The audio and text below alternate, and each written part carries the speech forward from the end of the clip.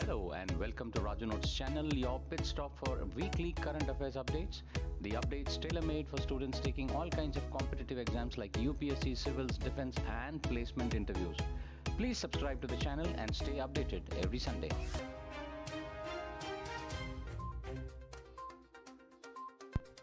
Defense Secretary Rajesh Kumar Singh co-chaired the 15th India-Vietnam Defense Policy Dialogue in Hanoi with Vietnam Deputy Minister of National Defense, a senior Lieutenant General Hong Hua Chen.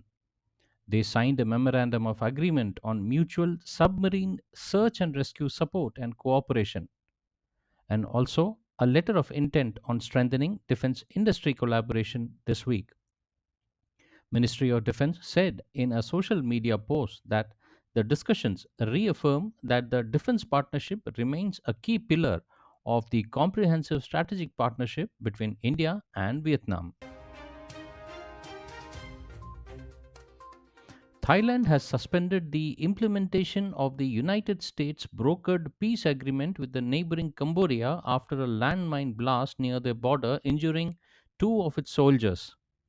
Thailand has previously accused Cambodia of laying new mines in violation to the truce, a charge that Cambodian government denies. Thailand and Cambodia signed a ceasefire on the sidelines of the Association of Southeast Asian Nations, that is ASEAN summit in Malaysia last month after territorial disputes between the two Southeast Asian countries led to 5 days of border clashes in the July. Under the terms of the ceasefire, Thailand should release 18 Cambodian soldiers and both sides must begin removing heavy weapons and landmines from the border. Another major milestone in a successful energy partnership between India and Bhutan was signed with the inauguration of the Phunat Sangchu 2 hydropower project. Prime Minister Narendra Modi was received by King and Queen of Bhutan in the Shachyo-zong, the iconic fortress of the Buddhist monastery located on the western banks of the Wangchu River in Thimphu, Bhutan. He offered prayers and lit a butter lamp along with the king and queen. Prime Minister Narendra Modi arrived in Bhutan to attend the 70th birthday celebration of the fourth king of the Bhutan, Jigme Singye Wangchuk. Prime Minister Narendra Modi has said that the visit to Bhutan will further deepen bonds between both nations and strengthen our efforts towards shared progress and prosperity.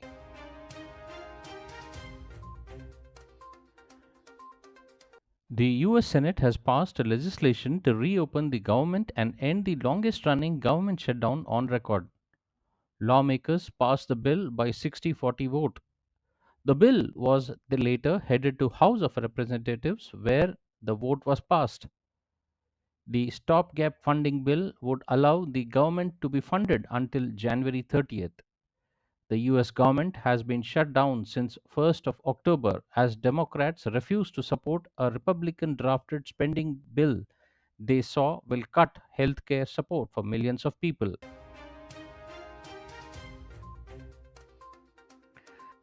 Defense Secretary Rajesh Kumar Singh and Deputy Chief of General Staff of Vietnam Senior Lieutenant General Phong Si Tan presided over the opening ceremony of the 6th edition of India-Vietnam Army Exercise Winbacks in Hanoi this week. Ministry of Defense has said exercise Winbacks is a bilateral military exercise between India and Vietnam aimed at enhancing interoperability and sharing best practices in UN peacekeeping operations. The sixth edition aims to enhance interoperability and share best practices in United Nations peacekeeping operations to strengthen defense cooperation.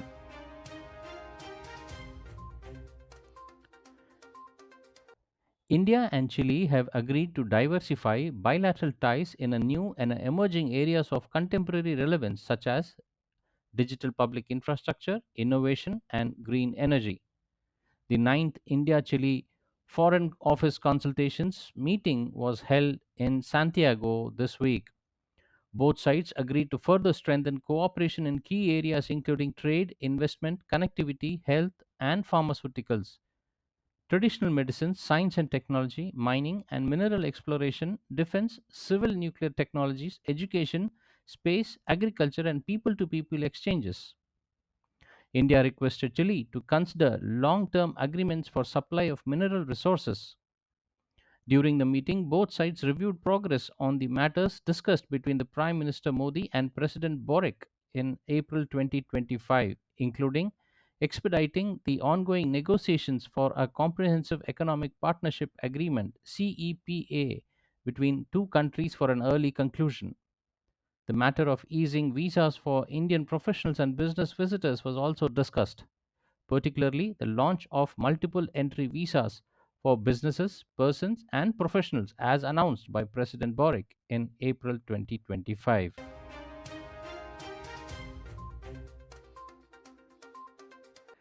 In a significant development to strengthen bilateral ties, India and Cuba signed a memorandum of understanding in Havana this week, which includes a treaty on mutual legal assistance in criminal matters and protocols on cultural exchange and cooperation. The agreement was signed during the meeting between Union Minister of State for External Affairs Pabrita Margareta and Cuba Acting Minister of Foreign Affairs Gerardo Benaviler Portal. The Minister of State and acting Cuban Foreign Minister also reviewed progress in bilateral cooperation and discussed expanding engagement in fields of interest during the meeting. Mr. Geraldo Penavilar also expressed gratitude for India's support following the hurricanes that struck the Cuban archipelago in recent years, noting in particular the recent aid after Hurricane Melissa, which included 20 tons of humanitarian assistance and a mobile field hospital to provide medical care to those affected in eastern Cuba.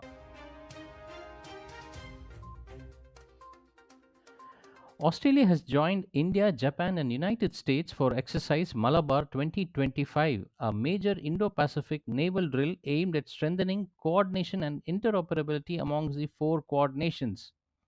Australia's Chief of Joint Operations, Vice Admiral Justin Jones, said the exercise underscores the value of regional partnerships aimed at evolving security challenges.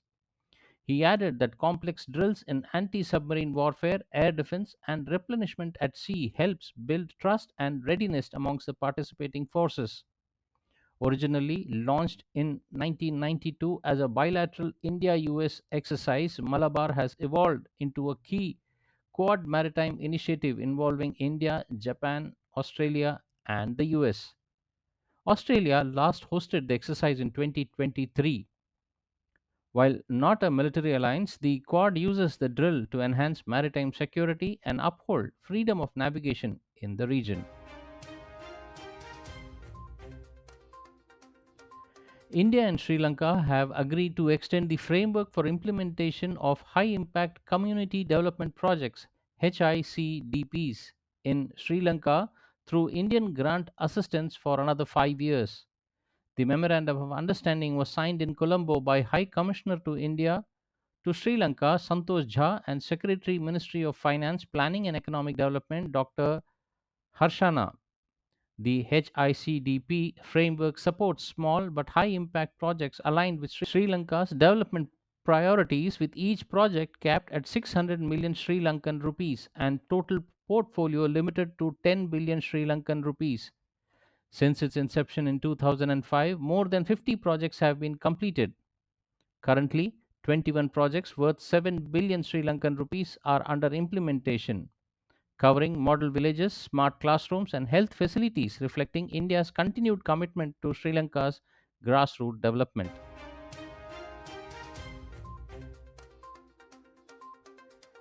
King of Bhutan, Jigme Kesar Wangchuk, thanked the Prime Minister Modi for participating in the event, stating, "It will be a very bold to say that we love India. India has always stood by Bhutan, and so Bhutan stands with India." Prime Minister Modi said King was the one who emphasized growth of a nation cannot just be measured by GDP, coining the term National Gross Happiness Index, blending economic growth with sustainability. Prime Minister Modi also announced a contribution of 10,000 crores in 5 years plan in Bhutan. The government of India will be providing land at Varanasi for construction of a royal Bhutanese temple and a guest house. President Draupadi Murmu held bilateral talks with President Duma Boko of Botswana in Gaborone. and discussed several bilateral, regional, and global issues of mutual interest. An important announcement on Project Cheetah was made during the talks. It is a unique initiative of India to reintroduce cheetahs in India decades after their extinction. It was announced that Botswana will be donating 8 cheetahs to be translocated in India. A symbolic handover of the cheetahs was done in presence of President Murmu in Botswana. President Murmu arrived in Botswana's capital city after concluding her Angola visit. This is the first ever state visit by an Indian head of states to the two African countries. Ministry of External Affairs Secretary East P. Kumaran met Chile's Vice President of International Economic Affairs Claudia Shanhuze in Santiago to discuss ways of strengthening bilateral partnership between India and South American country.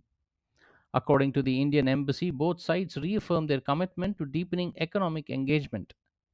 The meeting reviewed tax expansion, digital public solutions, and pathway of an equitable, modern, and mutually beneficial comprehensive economic partnership between the two countries. Mr. Kumaran also held discussions with the Undersecretary of Health of Chile on diversification of bilateral engagements in health and pharmaceuticals, traditional medicines, and yoga. The two sides emphasized that the need to simplify registration process for accessing quality and affordable medicine as well as to collaborate on joint research development in the health and sciences. The United Arab Emirates has launched Walk to Mars, a nationwide campaign encouraging residents to collectively cover 54 million kilometers, coinciding with 100-day countdown to open Masters Games at Abu Dhabi in 2026, the region's largest multi sport event. The initiative invites participants to walk, run, cycle, or swim in a combined distance equal to the journey of Earth to Mars, symbolizing the UAE's 54th year. Under the theme Every Step Makes a Difference, it promotes daily movement, well being of an active lifestyle across all ages groups and fitness levels. Public figures symbolically took the first step on the stationary treadmills, marking the beginning of the national effort. The goal is to reach 54 million kilometers target by the time games open from the 6th to 5th of February 2026, bringing over 25,000 participants from around the world to compete in 33 sports across more than 20 venues in Abu Dhabi. The games are open to athletes aged 30 and above with no prior experience required.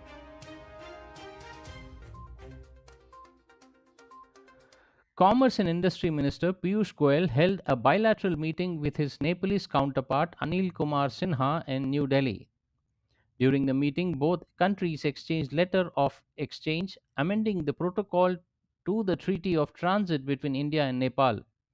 The Ministry of Commerce and Industry said that the letter enables direct rail connectivity along the Jogbani Biratnagar rail link for both containerized and bulk cargo. It added that the initiative will facilitate transportation for the ports of Kolkata and Vishakhapatnam to the Nepal customers' yard cargo station. The ministry further said that the initiative is to strengthening multimodal trade connectivity between the two countries and Nepal's trade with the third country. The meeting also included talks on ongoing bilateral initiatives to enhance cross border connectivity and trade facilitation, including the development of integrated checkposts and other infrastructure. The government has prepared a draft Seed Bill 2025 aligned with the current agriculture and regulatory requirements. The Ministry of Agriculture and Farmers Welfare said that the proposed legislation is intended to replace the existing Seeds Act 1966 and Seeds Control Order 1983. The ministry said that the new bill seeks to safeguard farmers' right, ensure transparency and accountability in seed supply chains. It added that the bill will also regulate the quality of the seeds, ensure farmers access to high quality seeds at affordable rates, curb the sale of spurious or poor quality seeds, protect farmers from losses, and provide other benefits.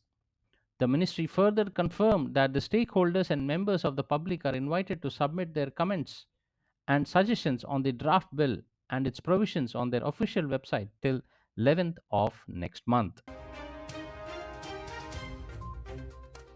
Well, that's all, friends, for this week's updates. See you soon next Sunday on the same channel. Till then, take care. Bye bye.